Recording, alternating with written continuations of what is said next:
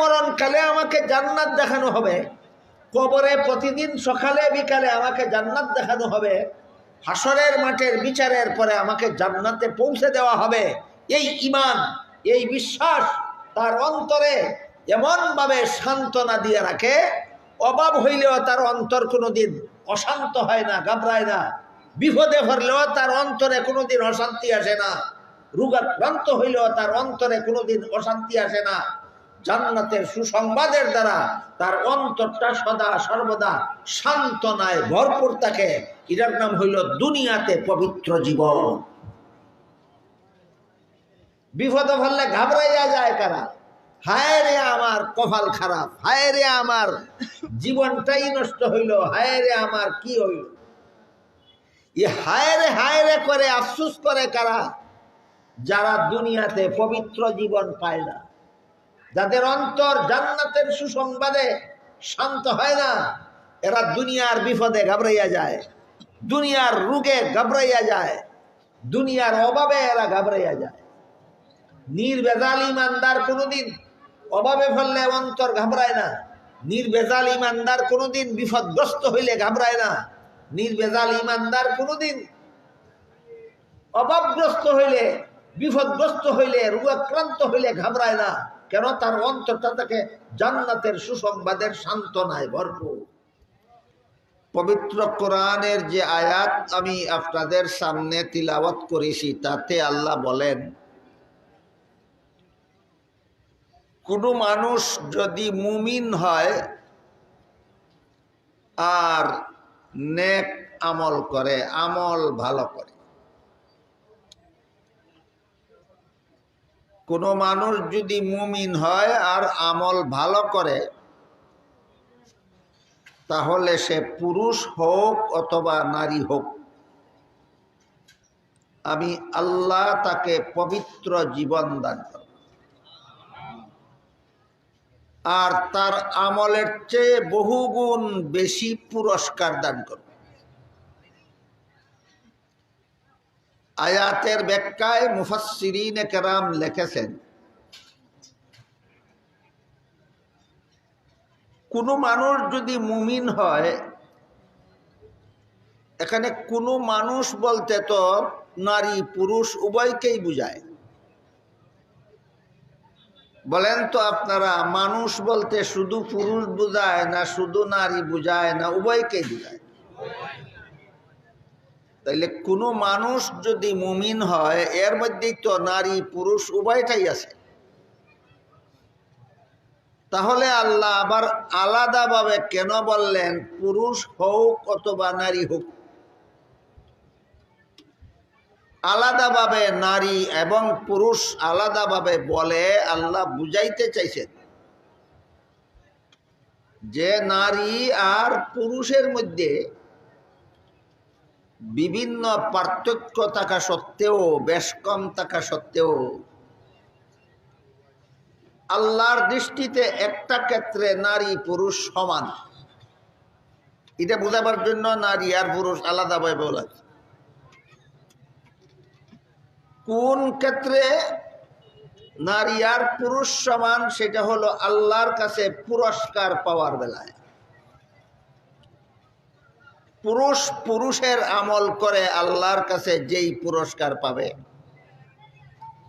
নারী নারীর আমল করেও আল্লাহর কাছে সেই একই পুরস্কার পাবে। এই এক বেলায় আল্লাহর দৃষ্টিতে নারী পুরুষ বেশ কম আছে, বেশ কম নাই। আল্লাহর কাছে পুরস্কার পাওয়ার বেলায় নারীতে আর পুরুষে কোনো বেশ কম নেই। অন্যান্য ব্যাপারে নারীতে আর পুরুষে বেশ কম আছে। সংসারের বিভিন্ন কাজেও নারী পুরুষে ব্যবধান আছে, ধর্মের বিভিন্ন কাজেও নারী পুরুষে ব্যবধান আছে। যেমন ধরেন, সংসারের কাজে অনেকগুলি কাজ আল্লাহ নারীর দ্বারা করাইয়া থাকেন, যে কাজগুলি দুনিয়ার কোনো পুরুষে করতে পারে না, করার ক্ষমতাই রাখে না। যেমন সন্তান গর্ভে ধারণ করার কাজ, নারীরাই পারে, পুরুষরা পারে না। সন্তান প্রসবের কাজ নারীরাই পারে, পুরুষরা পারে না। সন্তানকে স্তনের দুধ পান করাবার কাজ নারীরাই পারে, পুরুষরা পারে না। উদাহরণগুলি বুঝে থাকলে একটু দয়া করে বলুন তো, সংসারের বিভিন্ন কাজ এমন আছে কিনা যার মধ্যে নারী পুরুষে ব্যবধান? অনুরূপভাবে ধর্মের বিভিন্ন কাজেও আছে নারীতে পুরুষে ব্যবধান। যেমন জুমার নামাজ পুরুষের জন্য ফরজ, নারীর জন্য ফরজ নয়। ঈদের নামাজ পুরুষের জন্য ওয়াজিব, নারীদের জন্য ওয়াজিব নয়। 5 বেলার নামাজ এবং তারাবিহের নামাজ জামাতের সাথে পড়া পুরুষের জন্য সুন্নত, নারীদের জন্য সুন্নত নয়। বুঝে থাকলে বলুন তো, ধর্মেরও বিভিন্ন কাজ এমন আছে কিনা যে কাজগুলির মধ্যে নারী পুরুষের ব্যবধান আছে? তাহলে সংসারেরও বিভিন্ন কাজ আছে যে কাজে নারী পুরুষের ব্যবধান আছে। ধর্মেরও এমন কিছু কাজ আছে যে কাজগুলিতে নারীতে আর পুরুষের ব্যবধান আছে। কিন্তু আল্লাহ পাক রব্বুল আলামিন আলোচ্য আয়াতে মিন যাকারিন আও উনসা, ইমানদার মানুষটা নেক আমল করলে পুরুষ হোক অথবা নারী হোক বলে আল্লাহ বুঝালেন যে কোনো পুরুষ ইমানদার হবে, নেক আমল করবে, যে কোনো মহিলা ইমানদার হবে, নেক আমল করবে, আমি তাদের উভয়কেই পুরস্কার সমান সমান দেব।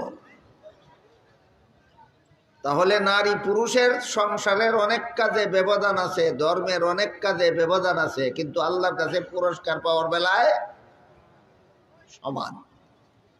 আল্লাহর কাছে পুরস্কার পাওয়ার বেলায় সমান। যেমন এর কয়েকটা উদাহরণ শুনুন। হাদিস শরীফে রাসূল করিম সাল্লাল্লাহু আলাইহি ওয়াসাল্লাম বলেন, পুরুষ যুদ্ধের ময়দানে শত্রুর মোকাবেলায় লড়াই করলে পায় জিহাদের সওয়াব, যদি যুদ্ধটা ন্যায় সঙ্গত হয়। পুরুষ যুদ্ধের ময়দানে শত্রুর মোকাবেলায় লড়াই করলে পায় জিহাদের সওয়াব।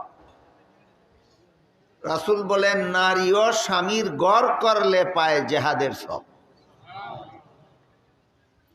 পুরুষ যুদ্ধের ময়দান থেকে বিজয়ী হয়ে ফিরে আসলে পায় গাজীর সওয়াব। নারীও সন্তান প্রসবের পরে বেঁচে থাকলে পায় গাজীর সওয়াব। পুরুষ যুদ্ধের ময়দানে মারা গেলে পায় শহীদের সওয়াব। নারীও সন্তান প্রসবের সময় মারা গেলে পায় শহীদের সওয়াব। দেখেন, জিহাদের সওয়াব, গাজীর সওয়াব, শহীদের সওয়াব পুরুষেরও আছে, মহিলারও আছে। একই কাজের দ্বারা না ভিন্ন ভিন্ন কাজের দ্বারা? পুরুষ যুদ্ধের ময়দানে লড়াই করবে, পাইবে জিহাদের সওয়াব। নারী স্বামীর গড় করবে, সেও পাইবে জিহাদের সওয়াব। তাইলে কাজে সমান হইল না পুরস্কারে সমান? হ্যাঁ, কাজে ব্যবধান, পুরস্কারে সমান। পুরুষ যুদ্ধের ময়দান থেকে বিজয়ী হয়ে ফিরলে পাবে গাজীর সওয়াব। নারীও সন্তান প্রসবের পরে বেঁচে থাকলে পাবে গাজীর সওয়াব। দেখেন, গাজীর সওয়াব পুরুষেও পায়, নারীও পায়। কাজে সমান না পুরস্কারে সমান? পুরস্কারে সমান। পুরুষ যুদ্ধের ময়দানে মারা গেলে পায় শহীদের সওয়াব। মহিলা সন্তান প্রসবের সময় মারা গেলে পায় শহীদের সওয়াব। কাজে সমান হইল না পুরস্কারে সমান হইল? পুরস্কারে সমান। আল্লাহ পাক রব্বুল আলামিন মহিলাদেরকে বিভিন্ন কাজ সহজ করে দিয়েছেন। পুরুষের কাজগুলি কঠিন আর মহিলাদের কাজগুলি সহজ। কিন্তু তারপরও পুরুষ কঠিন কাজ করে যেই সওয়াব পায়, মহিলাদের সহজ কাজের বিনিময়ে আল্লাহ তাকে সেই সওয়াব দান করে। যেমন যুদ্ধের ময়দানে শত্রুর মোকাবেলায় লড়াই করা সহজ না স্বামীর ঘর করা সহজ? দেখেন, লড়াই করা পুরুষের দায়িত্ব, স্বামীর ঘর করা মহিলার দায়িত্ব। পুরুষের দায়িত্বটা কঠিন, মহিলার দায়িত্বটা সহজ। তাহলে কঠিন দায়িত্ব পালনকারীকে আল্লাহ যেই পুরস্কার দিলেন, সহজ দায়িত্ব পালনকারীকেও একই পুরস্কার দিলেন কেন? এই কথাটা অনেকে না বোঝার কারণে আজকাল এই সমস্ত ব্যাপার নিয়ে সমাজে যথেষ্ট পরিমাণ ভুল বুঝাবুঝির সৃষ্টি হয়। যেমন আজকাল মুসলমান সমাজের নানা রকম কলহ, কুন্দল, মতভেদ, একতলাফ, এর ভিতরে আরেক নূতন মতভেদ সৃষ্টিকারী একদল উগ্রপন্থী এক শ্রেণীর আবির্ভাব হয়েছে, যারা বলে পুরুষদের নামাজে আর মহিলাদের নামাজে কোনো ব্যবধান নেই। পুরুষরাও মসজিদে গিয়ে জামাতের সাথে নামাজ পড়তে হবে, মহিলারাও মসজিদে গিয়ে জামাতের সাথে নামাজ পড়তে হবে। এমন একটা উগ্রপন্থী দল বাংলাদেশে বেশ কয়েক বছর আগে থেকে আবির্ভাব হইয়া গেছে। কোনো এলাকায় হয়তো এরা এখনো আত্মপ্রকাশ না করতে পারে, অনেক এলাকায় আত্মপ্রকাশ করে ফেলেছে। এরা বিভিন্ন বক্তৃতা বিবৃতির মাধ্যমে তো বলেই থাকে, অনেক বই পুস্তকেও লেখে ফেলেছে যে নারী পুরুষের নামাজে কোনো ব্যবধান নাই। কাজেই পুরুষকে যেভাবে মসজিদে গিয়ে জামাতের সাথে নামাজ পড়তে হবে, মহিলাদেরকেও মসজিদে গিয়ে জামাতের সাথে নামাজ পড়তে হবে। অথচ হাদিস শরীফে রাসূল করিম সাল্লাল্লাহু আলাইহি ওয়াসাল্লাম বলেন, পুরুষ মসজিদের জামাতে শরীক হয়ে নামাজ পড়লে যেই সওয়াব, মহিলা ঘরের কোনায় একা নামাজ পড়লে সেই সওয়াব। রাসূল বলেন কি আর এরা বলে কি? বুঝে থাকলে বলুন তো, এদের কথা রাসূলের কথা একই কথা না উল্টা পাল্টা কথা? উল্টা পাল্টা। এক হাদিসে রাসূল বলেন, খায়রু মাসাজিদিন নিসায়ে কারু বুয়ুতিহিন্না, মহিলাদের শ্রেষ্ঠ মসজিদ তাদের ঘরের কোণা। মহিলাদের শ্রেষ্ঠ মসজিদ ঘরের কোণা। আর এক হাদিসে উল্লেখ আছে, একজন মহিলা রাসূলের কাছে প্রস্তাব রাখল, বলল, আবু আল্লাহর রাসূল, আপনি অনুমতি দিলে আপনার ইমামতিতে মদিনা শরীফের মসজিদে যে নামাজের জামাত চালু হয়, সেই জামাতে শরীক হয়ে আমি নামাজটা পড়তে চাই। কারণ মদিনা শরীফের মসজিদে নববীর জামাতে শরীক হইয়া নামাজ পড়লে এক রাকাতে 50,000 রাকাতের সমান সওয়াব পাওয়া যায়। এই কারণে মহিলা রাসূলের কাছে অনুমতি চাইল, বলল, আপনি অনুমতি দিলে আমি মদিনা শরীফের মসজিদের জামাতে শরীক হয়ে নামাজটা পড়তে চাই। রাসূল অনুমতি না দিয়া বললেন, এই স্বভাবটাই তুমি পাবে ঘরের কোনায় একা পড়লে। পুরুষ মদিনা শরীফের মসজিদের জামাতে শরীক হইয়া নামাজ পড়লে পাইবে 50,000 রাকাতের সমান সওয়াব। মদিনার মহিলারা ঘরের কোনায় একা পড়লেও পাবে 50,000 রাকাতের সমান সওয়াব। তাইলে ডিউটি কঠিন কার, সহজ কার? পুরুষের ডিউটি কঠিন, মহিলাদের ডিউটি সহজ। পুরুষের ডিউটি কঠিন, মহিলাদের ডিউটি সহজ। পুরুষ কঠিন ডিউটি পালনের মাধ্যমে আল্লাহর কাছে যেই পুরস্কার পাবে, মহিলা সহজ ডিউটি পালনের মাধ্যমেও আল্লাহর কাছে একই পুরস্কার পাবে। এই কথাটা অনেকের বুঝে আসে না যে কেন মহিলারা ঘর থেকে মসজিদ বের হয়ে মসজিদে যাবে। শীতের মৌসুম হলে তো ঠান্ডা বাতাসের কারণে কষ্ট হয়, গরমের মৌসুম হলে গরমের কারণে কষ্ট হয়। নিজের ঘর থেকে মসজিদ একটু দূরে থাকলে আসা যাওয়ার কষ্ট হয়, গাড়ি নিয়ে মসজিদে যাইতে হইলে তেলের পয়সাও খরচ হয়, এত কিছু করেন, পুরুষরা যেই সওয়াব পাবে, মহিলারা ঘরের কোনায় একা নামাজ পড়লে তাদের সমান সওয়াব পাবে। এটা কোন ইনসাফ হইল, কোন বিচার হইল? এই কথাটা অনেকের বুঝে আসে না। এই বিষয়টা যদি আপনারা সকলে বুঝেন এবং মনে রাখেন, তাহলে এই উগ্রপন্থী লোকেরা আপনাদের মা বোনকে নারী পুরুষের নামাজে ব্যবধান নাই বলে ঘর থেকে বের করে মসজিদে কারাকারি করে মসজিদে নেওয়ার মতো এই রকমের দুষ্টামি করার সুযোগ পাবে না। এই কারণে সর্বস্তরের মুসলমানের বুঝা দরকার, জানা থাকা দরকার যে পুরুষ মসজিদের জমাতে শরীক হইয়া নামাজ পড়লে যেই সওয়াব পাবে, রাসূল কেন বললেন মহিলারা ঘরের কোনায় একা নামাজ পড়লে সেই সওয়াব পাবে? কেন? আল্লাহ আলোচ্য আয়াতে বলতেছেন, নারী এবং পুরুষের আমলে ব্যবধান হতে পারে, কাজে ব্যবধান হতে পারে, কিন্তু আল্লাহর কাছে পুরস্কার পাওয়ার বেলায় সমান পাবে। তাই আল্লাহ বলেন, মিন যাকারিন আও উনসা ওয়া হুয়া মুমিন ফালানুহয়িয়ান্নাহু হায়াতান তাইয়্যিবা। নেক আমলওয়ালা ইমানদার পুরুষ আর নেক আমলওয়ালা ইমানদার মহিলাকে আমি আল্লাহ পুরস্কার দিব সমান সমান। মহিলাদেরকে পুরুষের সমান পুরস্কার কেন দিবেন? আল্লাহ বলেন সমান পুরস্কার দিবেন, রাসূলও বলেন মহিলারা পুরুষের সমান সওয়াব পাবে। পরবর্তী কথা বোঝার আগে বলুন তো, পরিষ্কার বুঝলেন কিনা, মহিলারা কাজের বেলায় পুরুষের সমান না আল্লাহর কাছে পুরস্কার পাওয়ার বেলায় পুরুষের সমান? আল্লাহর কাছে পুরস্কার পাওয়ার বেলায় পুরুষের সমান। কেন? সহজ কাজ করে কঠিন কাজের সমান পুরস্কার কেন পাবে? এবারে এই কথাটা বোঝার চেষ্টা করি। পুরুষের জন্য তো মসজিদের 5 বেলার নামাজ মসজিদের জমাতে পড়া সুন্নত,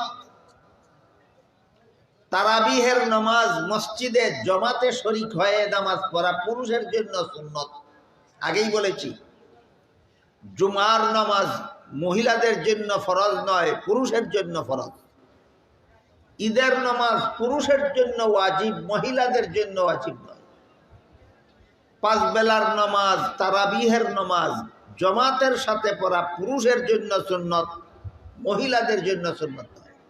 বুঝে থাকলে এবার বলুন, পুরুষের জন্য মসজিদে গিয়া জমাতে নামাজ পড়া সুন্নত কিনা?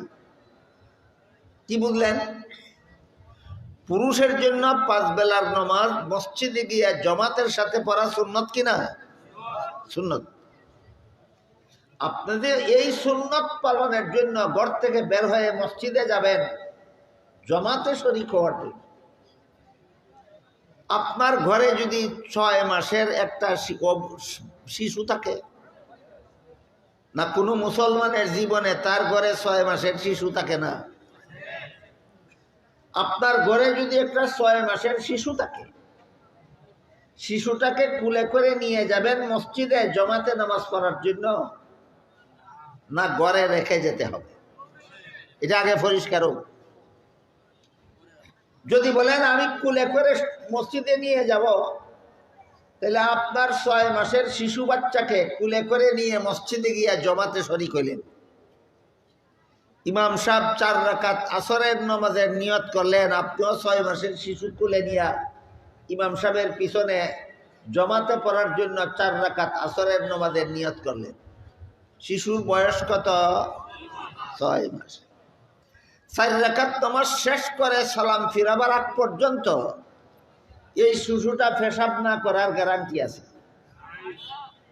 পায়খানা না করার গ্যারান্টি আছে? খাওয়ার জন্য কান্নাকাটি না করার গ্যারান্টি আছে? করতেই পারে, করাটাই স্বাভাবিক। 1 রাকাত পড়ার পরে, 2 রাকাত পড়ার পরে, 3 রাকাত পড়ার পরে যদি এই শিশু আপনার কোলে পেশাব করে দেয়,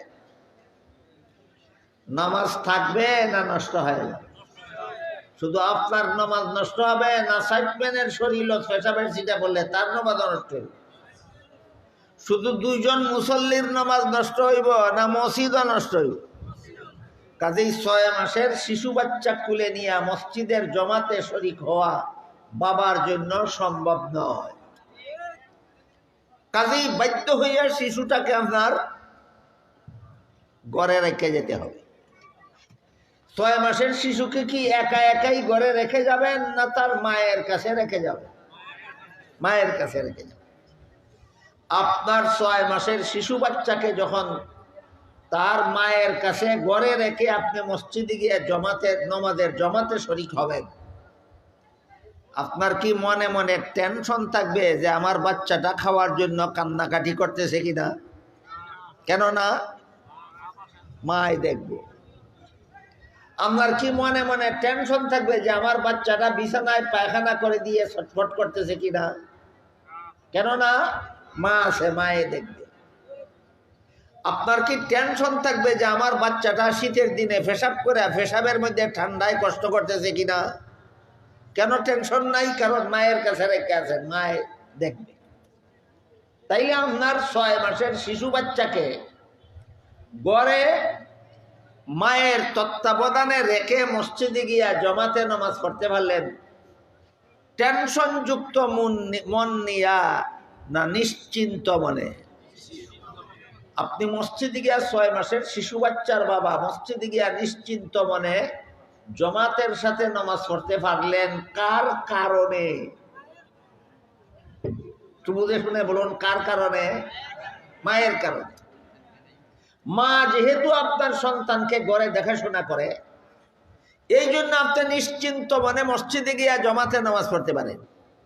আর ইসলামের বিধান হইল যার কারণে একজনে একটা নেক আমল করতে পারে, ওই লোকটা নেক আমল কইরা যেই সওয়াব যার কারণে সুযোগ পাইল সে না কইরাও সেই সওয়াব।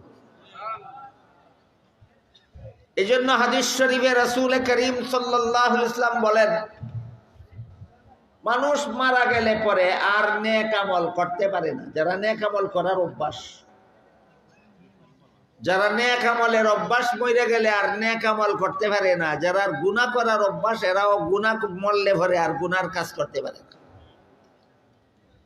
যারা সুদ খায়, ঘুষ খায়, মদ খায়, গাঞ্জা খায়, দুর্নীতি করে, জালিয়াতি করে, দুষ্কৃতি করে, মরলে আর পারে না।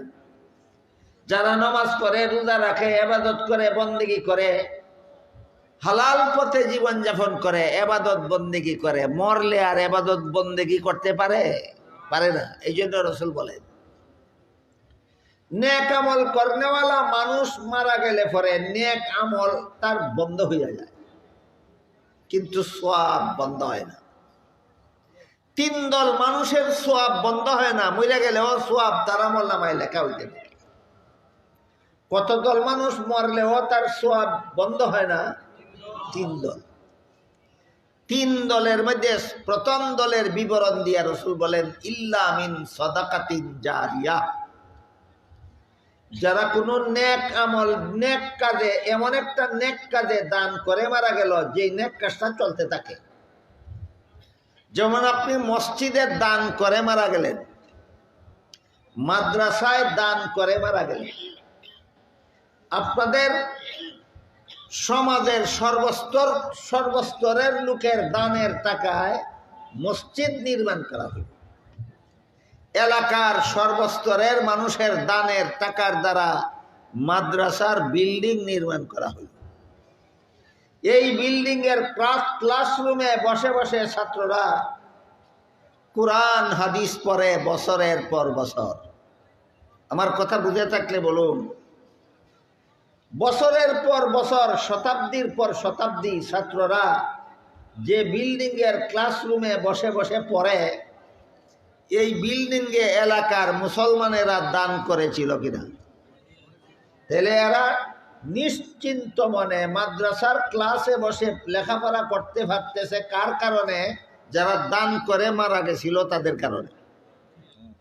দানকারী কিন্তু মারা গেছে, আরো 10 বছর 20 বছর আগে কবরে পৌঁছে গেছে, কিন্তু যেই মাদ্রাসায় দান করেছিল, এই মাদ্রাসার বিল্ডিং, যে বিল্ডিং নির্মাণে দান করেছিল, ওই বিল্ডিংটা 100 বছর 300 বছর বিল্ডিংটা দাঁড়ায় আছে, আর বংশানুক্রমে ছাত্ররা বছরের পর বছর এই বিল্ডিংয়ে বসে পড়ে আর উস্তাদরা পড়ায়। উস্তাদরা এই বিল্ডিংয়ের ক্লাসরুমে ছাত্রদেরকে বছরের পর বছর কোরআন হাদিসের শিক্ষা দিতেছেন। ছাত্ররা এই বিল্ডিংয়ের ক্লাসরুমে বসে বছরের পর বছর কোরআন হাদিস শিক্ষা করতেছে। এই সুযোগটা পাইল কার কারণে? যে দান কইরা মারা গেছে তার কারণে। এই সুযোগটা তারা পাইল কার কারণে? যারা দান করে মারা গেছে তাদের কারণে। এই জন্য রসুল বলেন, তুমি মারা গেলেও যতদিন পর্যন্ত এরা তোমার পয়সায় নির্মিত বিল্ডিংয়ে বসে লেখাপড়া করবে আর করাইবে, কোরআন হাদিস শিখবে আর শিখাইবে, এরা সবে মিলে যেই সওয়াব তুমি যে দান কইরা মরেছিলা তোমার আমল নামায় বিনা আমলেই পৌঁছতে থাকবে তাদের সমান সওয়াব। কথাটা কিসের উদাহরণ? যার কারণে একজনে নেক আমলের সুযোগ পায়। নেক আমল করনেওয়ালা নেক আমল কইরা যেই সওয়াব, যার কারণে সুযোগ পাইল সে না কইরাও সেই সওয়াব। ঠিক তেমনি ভাবে একজন মসজিদ নির্মাণে দান করে মারা গেল। মসজিদ নির্মাণের কাজে প্রত্যেকেই যার যার সামর্থ্য অনুপাতে দান করলো। কেউ 50 টাকা, কেউ 500 টাকা, কেউ 5000 টাকা, কেউ 5 লাখ টাকা, যার যার সামর্থ্য। এই এলাকাবাসীর দানের দ্বারা, এলাকাবাসীর চাঁদার দ্বারা, সাহায্যের দ্বারা মসজিদের ঘর নির্মাণ। মসজিদ যতদিন তাকে দানকারী ততদিন তাকে না অনেক আগেই মারা যায়, অনেক আগেই মারা যায়। মসজিদের দানকারী মরে গেল, কবরে পৌঁছে গেল, কিন্তু তার দানের টাকা দিয়া তৈরি করা মসজিদে যতদিন পর্যন্ত যত মুসল্লিরা নামাজ পড়বে, এই সমস্ত মুসল্লিরা মসজিদে জমাতে নামাজ পড়ে যেই সওয়াব পাবে, দানকারীরা কবরে শুইয়া শুইয়া তাদের সমান সওয়াব পাইতেই থাকবে। কেন? তুমি দান করে মরণের কারণে এরা মসজিদে শান্তি মতে নামাজটা পড়তে পারে।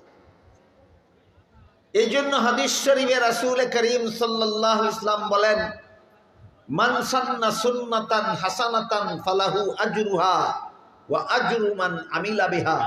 কেউ যদি নেক আমল চালু করে তুইয়া মরে, তাইলে এই তার এই চালু করা পদ্ধতিতে যত মানুষের যত নেক আমল করবে, সকলে মিলে যেই সওয়াব, যার কারণে ব্যবস্থাটা চালু হইল সে না কইরাও পাইতে থাকবে সেই সওয়াব। উদাহরণগুলি বুঝে থাকলে এবার বলুন। 6 মাসের শিশু বাচ্চার বাবা মসজিদে গিয়া জমাতে নামাজ পড়তে পারে কার কারণে? মার কারণে। এই জন্য রাসূল বলেছেন, পুরুষ মসজিদের জমাতে নামাজ পড়লে যেই সওয়াব, মহিলারা ঘরের কোনায় একা নামাজ পড়লেও সেই সওয়াব।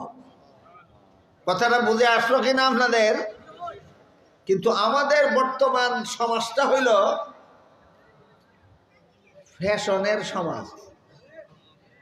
ফ্যাশন ফ্যাশন ফ্যাশন কি?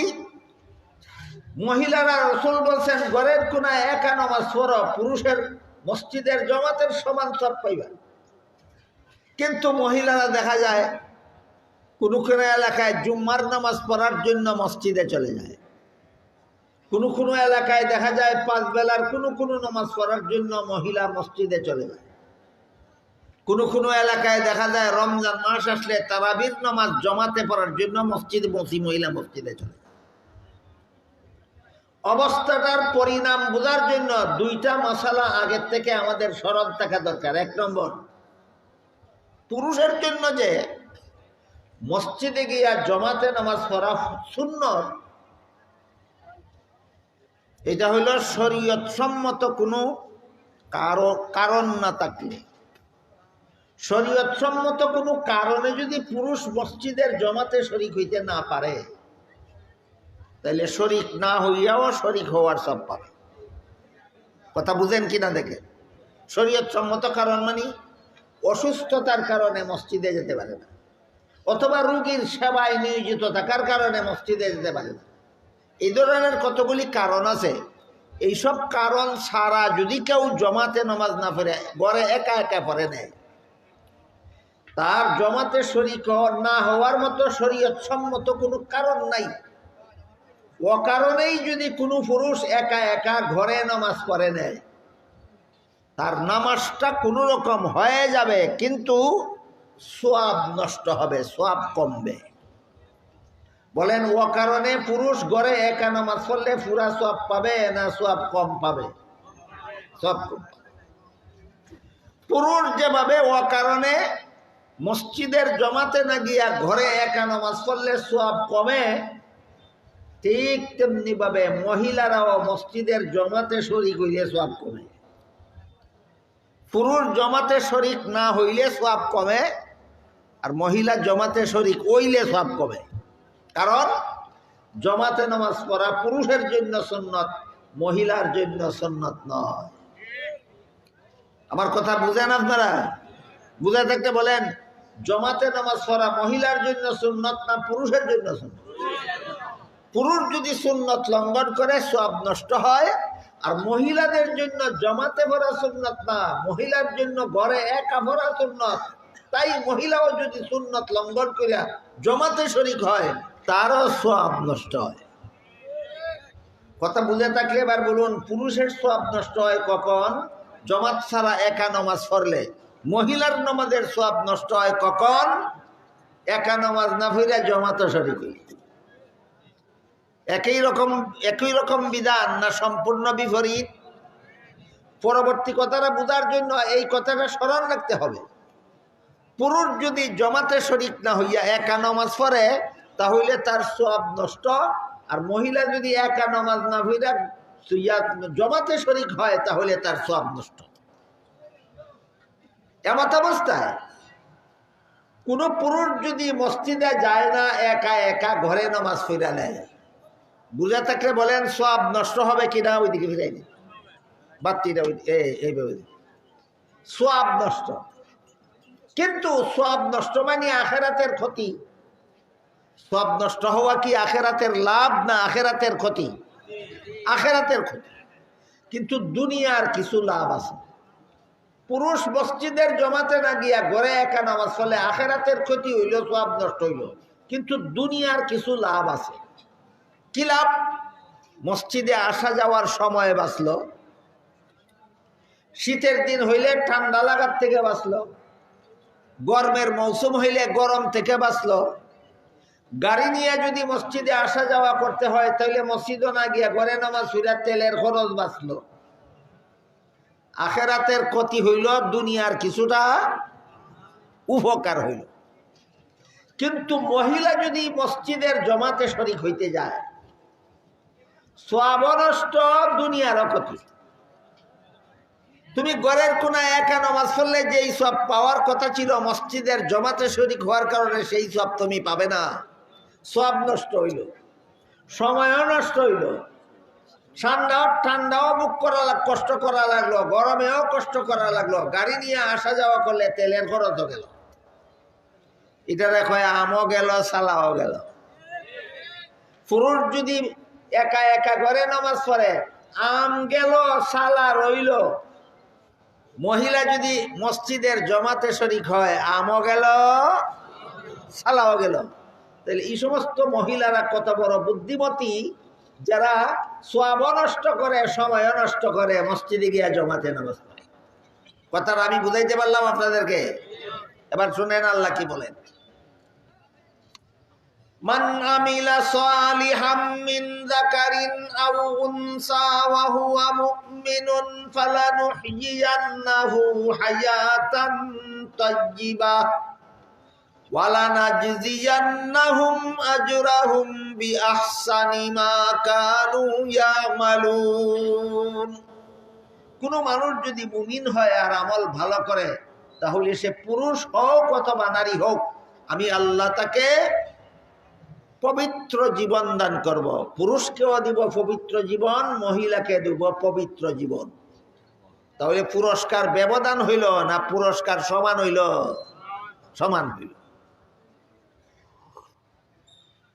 এতক্ষণের কথা বুঝে থাকলে বলেন তো, পুরুষ মসজিদের জমাতে শরীক হইতে কিছু সময় নষ্ট হয়, কিছু না কিছু কষ্ট হয়, গাড়ি নিয়ে গেলে তেলের পয়সা খরচ হয়, মহিলা ঘরের কোনায় একা নামাজ চলে, সময়ও নষ্ট হয় না, কষ্টও হয় না, তেলের খরচও লাগে না। এমত অবস্থায় পুরুষের যেই সওয়াব মহিলার সেই সওয়াব কেন? মহিলার কারণে পুরুষ মসজিদে গিয়া নিশ্চিন্ত মনে নামাজ পড়তে পারে, মহিলার কারণে। আর ইসলামের বিধান হইল যার কারণে কোনো লোকে একটা নেক আমল করতে পারে, এই লোকে নেক আমল কইরা যে সওয়াব, যার কারণে করতে পারলেও সে না কইরাও সেই সওয়াব। কথাটা বুঝলেন কিনা দেখেন। তাই আল্লাহ বলেন পুরুষ পুরুষের আমল করে আমি আল্লাহর কাছে যেই পুরস্কার পাবে, মহিলা মহিলার আমল করেও আমি আল্লাহর কাছে সেই একই পুরস্কার পাবে। পুরস্কারটা কি? আল্লাহ বলেন পুরস্কারটা হইল পবিত্র জীবন। নেক আমলওয়ালা পুরুষকে, ইমানদার নেক আমলওয়ালা পুরুষকেও আল্লাহ পবিত্র জীবন দান করবেন, ইমানদার নেক আমলওয়ালা মহিলাকেও আল্লাহ পবিত্র জীবন দান করবেন। এখন পবিত্র জীবন কাকে বলে? এর ব্যাখ্যা তাফসীরের কিতাবে লেখা আছে। আপনারা যদি বলেন আর কয়েক মিনিট ধৈর্য ধরে মনোযোগে শুনবেন, তাহলে পবিত্র জীবনের ব্যাখ্যাটা বলে আমি আমার কথা শেষ করতে চাই। ইমানদার নেক আমলওয়ালা পুরুষকেও আল্লাহ বলেছেন পবিত্র জীবন দান করব, ইমানদার নেক আমলওয়ালা মহিলাকেও আল্লাহ বলেছেন পবিত্র জীবন দান করব। এই পবিত্র জীবনের ব্যাখ্যা কি? আয়াতের ব্যাখ্যায় তাফসীরের কিতাবে লেখা আছে পবিত্র জীবনের দুই ব্যাখ্যা। একটা হইল দুনিয়াতে পবিত্র জীবন, আর একটা হইল আখেরাতে পবিত্র জীবন। কথা বুঝেন কিনা, মনে থাকবে কিনা দেখুন। পবিত্র জীবনের দুই ব্যাখ্যা, একটা দুনিয়াতে পবিত্র জীবন আর একটা আখেরাতে পবিত্র। আপনারা কি বুঝার ইচ্ছা আছে? আমি বলবো দুনিয়ার পবিত্র জীবন কিভাবে হয় আর আখেরাতের পবিত্র জীবন কিভাবে হয়। তাফসীরের কিতাবে লেখা আছে দুনিয়ার পবিত্র জীবনের মর্ম হইল কোন নারী পুরুষ যদি খাঁটি ইমানদার হয়, খাঁটি ইমানদার, বেজাল ইমানদার না। বর্তমান সমাজে কিন্তু বহু ইমানদার আছে খাঁটি না, বেজাল। এই আলোচনা আজকে আমার করার সময় নাই আমার হাতে। আমাদের সমাজে লক্ষ লক্ষ কোটি কোটি নারী পুরুষ আছে যারা ইমানদার ঠিকই, কিন্তু খাঁটি ইমানদার না, ইমানও বেজাল আছে। ইমানও কি আছে? বেজাল আছে। ইমান কাকে বলে আর ইমানে বেজাল কেমনে হয়? খুব সংক্ষিপ্ত কথা হইল, পবিত্র কোরআনে আল্লাহ যত কথা বলেছেন সঠিক বলেছেন, বিশ্বাস করার নাম ঈমান। কোরআনে আল্লাহ যত কথা বলেছেন, কতগুলি কথা সঠিক? কোরআনে আল্লাহ যত কথা বলেছেন সবগুলি সঠিক বলেছেন, নিঃসন্দেহে বিশ্বাস করার নাম হইল ঈমান। কোনো কথার যদি একটু একটু সন্দেহ থাকে, কোরআনে যে আল্লাহ অমুক কথাটা বললেন এটা কেমনে ঠিক হইল, সন্দেহ থাকলে নির্ভেজাল ঈমান না ঈমানও ভেজাল? ঈমানও ভেজাল। এই সমাজে লক্ষ লক্ষ কোটি কোটি মুসলমান আছে যাদের ঈমান নির্ভেজাল নয়, ঈমানও ভেজাল আছে। কেমনে ঈমানও ভেজাল আছে? কোরআনের অনেক কথায় তাদের সন্দেহ, এই কথাটা ঠিক না বেঠিক, ঠিক না বেঠিক, ঠিক না বেঠিক। যেমন আল্লাহ পাক রব্বুল আলামিন পবিত্র কোরআনের সূরা আহজাবের 33 নম্বর আয়াতের শুরুতেই বলেন ওয়াকারনা ফি বুয়ুতিকুন্না ওয়ালা তাবাররাজনা তাবাররুজাল জাহিলিয়াতিল উলা। এখানে আল্লাহ নবীর বিবিগণকে ডাইরেক্ট আর সমস্ত মুসলমান মহিলাদেরকে ইনডাইরেক্ট সম্বোধন করেছেন। কাজে আয়াতের অর্থ দাঁড়াবে, হে নবীর বিবিরা আর সমস্ত মুসলমান মহিলারা, তোমরা বসবাসের ঘরে থাকো। সূরা আহজাবের 33 নম্বর আয়াতের শুরুতে আল্লাহ মুসলমান মহিলাদেরকে কোথায় থাকতে বলেছেন? বসবাসের ঘর, যেই ঘরে বসবাস করা সেই ঘরে থাকো। এই কথাটা আল্লাহ বেঠিক বলেছেন। সঠিক, সঠিক না বেঠিক একটু সন্দেহ যদি কারো থাকে তাহলে তার ইমান নির্ভেজাল, আবেজাল। আমি কি অতি সংক্ষেপে আপনাদেরকে বুঝাতে পারলাম মুসলমানের ইমানও কেমনে বেজাল ধরে। আল্লাহর কথার মধ্যে সন্দেহ লাগলেই বেজাল। আমাদের সমাজে এমন যথেষ্ট জ্ঞান পাপী শিক্ষিত পণ্ডিত মুসলমান আছে যারা বলে পুরুষ পথে ঘাটে হাটে মাঠে শহরে বন্দরে যেখানে সেখানে ঘোরাফেরা করতে পারে, মহিলারা কেন বসবাসের ঘরে বন্দী হয়ে থাকবে? বলে কিনা? এদের ইমান হইল নির্ভেজাল। মাত্র একটা উদাহরণ দিলাম, ভুরি ভুরি উদাহরণ আছে। এই সমাজে যথেষ্ট পণ্ডিত জ্ঞান পাপী আছে যাদের কোরআনের বিভিন্ন কথা এদের সন্দেহ আছে। এরা দুনিয়াতেও পবিত্র জীবন পাবে না, আখিরাতেও পবিত্র জীবন পাবে না। পবিত্র জীবনের দুই ব্যাখ্যা, একটা হইল দুনিয়াতে পবিত্র জীবন, একটা আখিরাতে পবিত্র জীবন। এই পবিত্র জীবনের ওয়াদা দিয়েছেন আল্লাহ বেজাল ইমানদারদেরকে না নির্বেজাল ইমানদারদেরকে? তাহলে আমাদের ইমান তো নির্বেজাল থাকতে হবে, কোরআনের সব কথা সঠিক এই কথা বিশ্বাস করতে হবে। জ্ঞান পাপীরা তো অপপ্রচার করে বেড়ায়, পুরুষ যেখানে সেখানে ঘোরাফেরা করতে পারে, মহিলারা বসবাসের ঘরে বসে থাকবে কেন? আর যারা অশিক্ষিত এরাও এই জ্ঞান পাপীদের অপপ্রচারের কারণে অনেক সময় সন্ধিয়ান হয়ে যাবে। ঠিক তো, মহিলার গড়বন্দি হয়ে থাকবো কেন? অথচ আল্লাহ যে মহিলাদেরকে বলেছেন বসবাসের ঘরে থাকো, এমনি সঠিক নয়, চূড়ান্ত যুক্তিসম্মত সঠিক।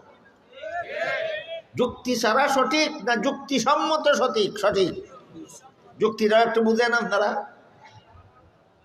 আল্লাহ পাক রব্বুল আলামিন মহিলাদেরকে আলাদা কতগুলি দায়িত্ব দিয়েছেন দুনিয়ার জীবনে, যেগুলি দুনিয়ার কোনো পুরুষে পালন করতে পারে না, পারবে না। এক নম্বর, প্রতি মাসে মাসে মাসিক ঋতুস্রাবের ঝামেলা সহ্য করার দায়িত্ব আপনাদের জানা মতো আল্লাহ কাদেরকে দিয়েছেন? দুই নম্বর, প্রতিটি সন্তানকে গর্ভে ধারণ করার দায়িত্ব মহিলাদেরকে দিয়েছেন।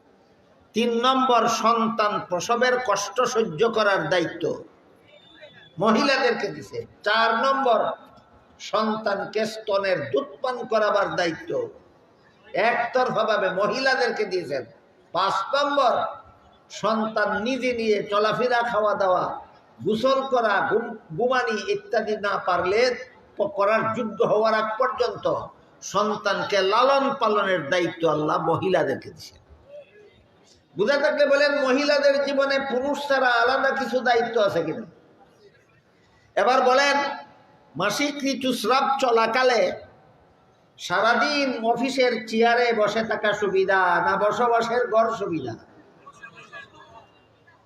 সন্তান গর্ভে নিয়ে সড়কে কাজ করা সুবিধা, খেতে খামারে কাজ করা সুবিধা না বসবাসের ঘর সুবিধা? সন্তান প্রসবের সময় সংসদ ভবন সুবিধা না বসবাসের ঘর সুবিধা? সন্তানকে স্তনের দুধ পান করাবার সময় গাড়ির ড্রাইভিং সিট সুবিধা না মিলিটারি ক্যাম্প সুবিধা না বসবাসের ঘর সুবিধা? তাহলে আল্লাহ যে মহিলাদেরকে বলছেন বসবাসের ঘরে থাকো, অযৌক্তিক না চূড়ান্ত যুক্তিসম্মত? চূড়ান্ত যুক্তিসম্মত। পণ্ডিতে কয় এই বিধান যুক্তিসম্মত নয়। হাকিমুল উম্মত হযরত আল্লামা আশরাফ আলী থানভী রাহমাতুল্লাহি আলাইহি আল মাসালিহুল আকলিয়া নামক কিতাবে লিখেছেন, ইসলামে এমন কোনো বিধান নাই যার পক্ষে চূড়ান্ত কোনো যুক্তি নাই। ইসলামের সমস্ত বিধান চূড়ান্ত যুক্তিসম্মত। কিন্তু ইসলামের সকল বিধানের যুক্তি বোঝার যোগ্যতা সকল পণ্ডিতের মাথায় নাই। বলেন আল্লাহর কথার যুক্তি নাই না যুক্তি বোঝার যোগ্যতা পণ্ডিতের মাথায় নাই? এই কারণে কোরআনের বিধান নিয়ে যারা পণ্ডিতি করে, সন্দেহ পোষণ করে, এরা নির্ভেজাল ইমানদার নয়, এরা ভেজাল ইমানদার। এবার বলেন, আল্লাহ পবিত্র জীবন দান করবেন একদল নারী পুরুষকে দুনিয়াতেও, পবিত্র জীবন দান করবেন একদল নারী পুরুষকে আখেরাতেও। ভেজাল ইমানদার হইলে না নির্ভেজাল ইমানদার হওয়া লাগবে? নির্ভেজাল ইমানদার হওয়া। সর্বস্তরের মুসলমানদেরকে নির্ভেজাল ঈমান শিক্ষা দেওয়ার জন্যই এই দেশের সমস্ত কওমি মাদ্রাসাগুলির পক্ষ থেকে বছরে কমপক্ষে এইরকম একটা সম্মেলন হয়। আজকের এই সম্মেলন কেন?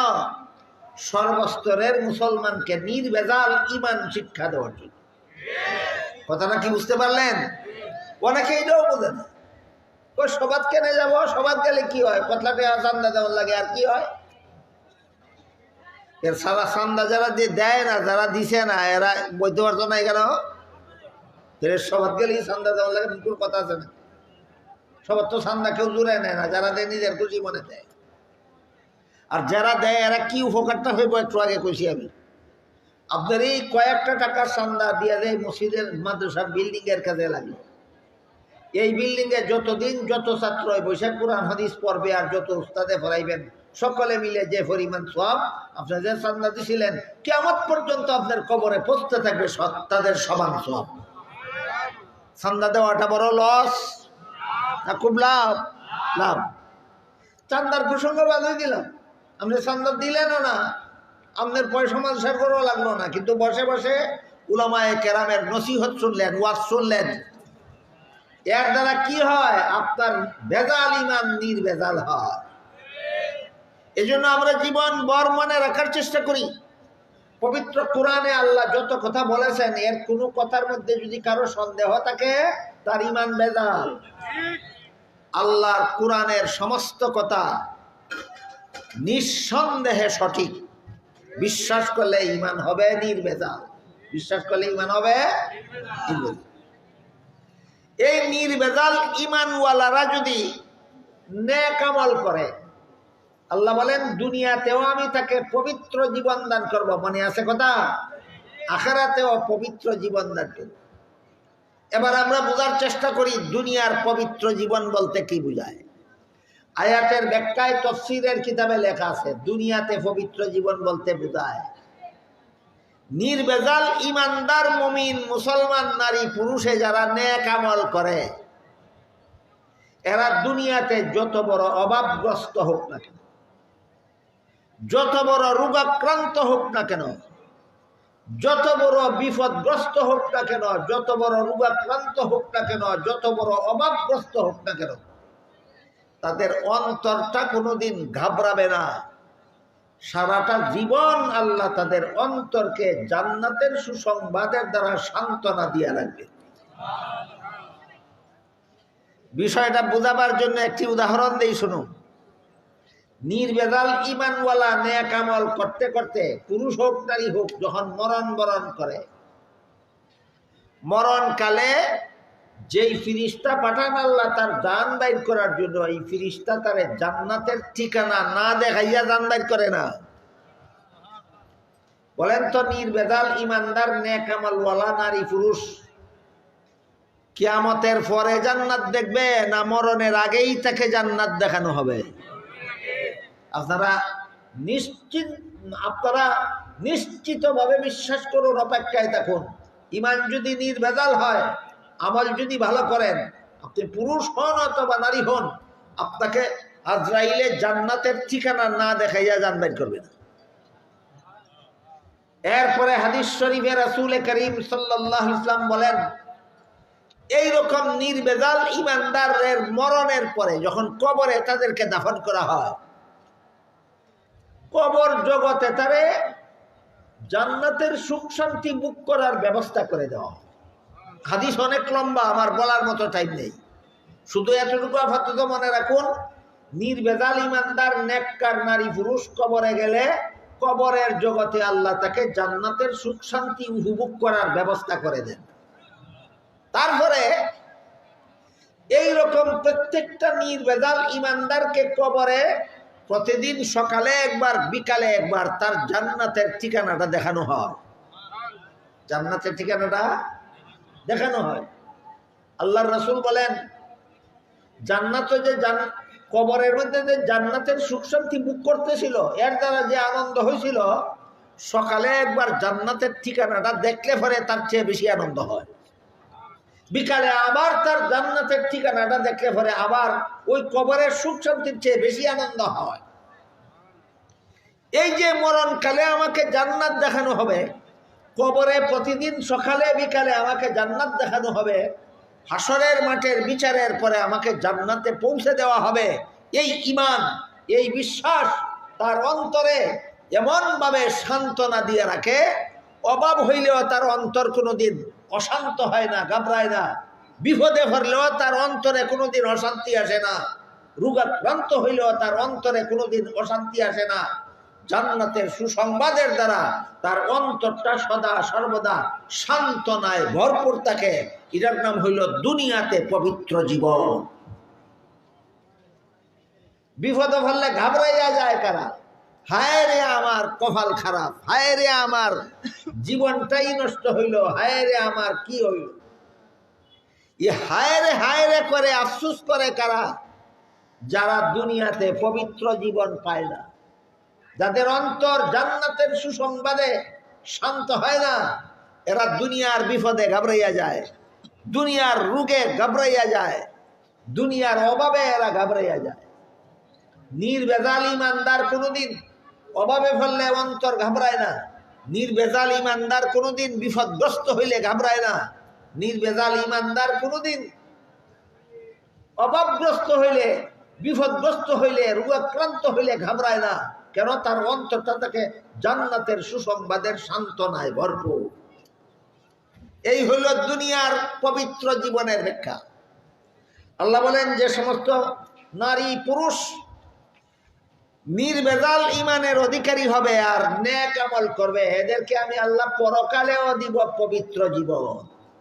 পবিত্র জীবনের 2 নম্বর ব্যাখ্যা কোনটা? আখিরাতের পবিত্র জীবন। আয়াতের ব্যাখ্যায় তাফসীরের কিতাবে লেখা আছে, আখিরাতের পবিত্র জীবনের মর্ম হইল, আখিরাতে পাবে তুমি জান্নাতি জীবন। আখিরাতে পাবে তুমি জান্নাতি জীবন। জান্নাতি জীবনের পবিত্রতা কত, সারা রাত বলে শেষ করা যাবে না। শুধু একটা উদাহরণ দিয়ে শেষ করি, শুনুন। দুনিয়াতে যেই মানুষটা সবচেয়ে বেশি বিপদগ্রস্ত ছিল, দুনিয়াতে যেই মানুষটা সবচেয়ে বেশি কষ্টের জীবন যাপন করেছিল, হাদিস শরীফে আল্লাহ রাসূল বলেছেন, দুনিয়াতে যেই মানুষটা সবচেয়ে বেশি কষ্টের জীবন যাপন করেছিল, হাসরের মাঠে ওই মানুষটার নাকে জান্নাত পৌঁছাইবার আগে শুধু জান্নাতের সুগন্ধটা লাগা মাত্রই, জান্নাতের সুগন্ধটা তার নাকে লাগার সাথে সাথে দুনিয়ার সারা জীবনের সকল দুঃখ কষ্টের কথা ভুলে যাবে।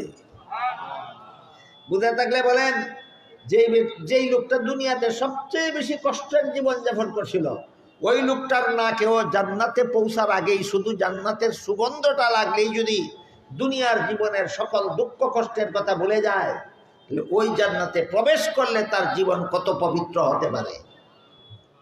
এই জন্য আয়াতের ব্যাখ্যায় মুফাসসিরিনে কেরাম লিখেছেন, আল্লাহ যে বলেন, মান আমিলা সালিহাম মিন যাকারিন আও উনসা ওয়া হুয়া মুমিন ফালানুহইয়ান্নাহু হায়াতান তাইয়্যিবাতান ওয়া লানাজজিয়ান্নাহুম আজরাহুম বিআহসানি মা কানু ইয়ামালুন। কোন মানুষ যদি মুমিন হয় আর আমল ভালো করে, সে পুরুষ হোক অথবা নারী হোক, আমি আল্লাহ তাকে দুনিয়াতেও পবিত্র জীবন দান করব, আখিরাতেও পবিত্র জীবন দান করব। আর একটা জিনিস আল্লাহ বলেন, আমলের চেয়ে বহুগুণ বেশি পুরস্কার দান করব। আমল চেয়ে বহুগুণ বেশি পুরস্কারের একটা উদাহরণ বলি, কথা আমার শেষ। হাদিস শরীফে রাসূল করিম সাল্লাল্লাহু আলাইহি ওয়াসাল্লাম বলেন, হাসরের মাঠে এক ব্যক্তি দেখতে পাবে তার আমল নামায় উহুদ পাহাড়ের সমান একটা সওয়াব লেখা। উৎমার বিশাল পাহাড় সৌদি আরবে, এত বড় পাহাড়ের সমান একটা সোয়াব তার আমল নামায় লেখা দেখবে ইতিহাসের ঘটে। সে আল্লাহকে বলবে, আল্লাহ এত বড় সোয়াবের কাজ তো আমি দুনিয়াতে করছি না, আমার আমল নামায় এত বড় সোয়াব কেমনে লেখা হইল? আল্লাহ বলবেন, তুমি স্মরণ করে দেখো দুনিয়ার জীবনে সহি নিয়তে একটা খেজুর আমি আল্লাহর রাস্তায় দান করছিলাম কিনা? কি দান করছিল কিনা? 1 মণ খেজুর, 1 কেজি না একটা?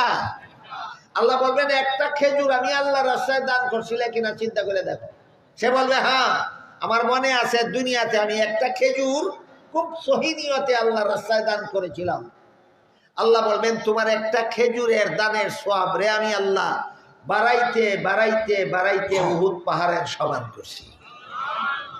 কত বড় দান কইরা কত বড় পুরস্কার হয়েছে, খেজুরের সমান দান কইরা পাহাড়ের সমান সব পাইছে। এই জন্য আল্লাহ বলেন, নির্বেজাল ইমানদার নেক আমলওয়ালা পুরুষ নারীকে আল্লাহ আমলের তুলনায় বহুগুণ বেশি পুরস্কার দান করবেন। বিষয়টা কি বুঝতে পারলেন? আমলের তুলনায় বহুগুণ বেশি পুরস্কারের পরিমাণ কত? খেজুরের সমান, খেজুরের সমান নেক আমল, পাহাড়ের সমান সওয়াব। এইসব বিষয় আপনাদেরকে বুঝাবার জন্য, আপনাদের ইমানকে নির্বেজাল করার জন্য, মরণের সময় জান্নাত দেখে দেখে যেন মরতে পারেন, কবরে গিয়া সকাল বিকাল প্রতিদিন সকাল বিকাল যেন জান্নাতের ঠিকানা দেখতে পারেন, হাসরের মাঠ থেকে যেন ডাইরেক্ট জান্নাতে পৌঁছতে পারেন, এই সমস্ত বিষয় আপনাদেরকে বুঝাবার জন্য মাদ্রাসার পক্ষ থেকে এই সম্মেলনের আয়োজন হয়। আল্লাহ আপনাদের আমাদের সবাইকে এই সম্মেলনকে সফল করার, সার্থক করার জন্য এই নেক নির্বেজাল ঈমান এবং নেক আমলের অধিকারী হওয়ার তৌফিক দান করুন। সবাই বলুন আমিন। সুবহান রাব্বিকা।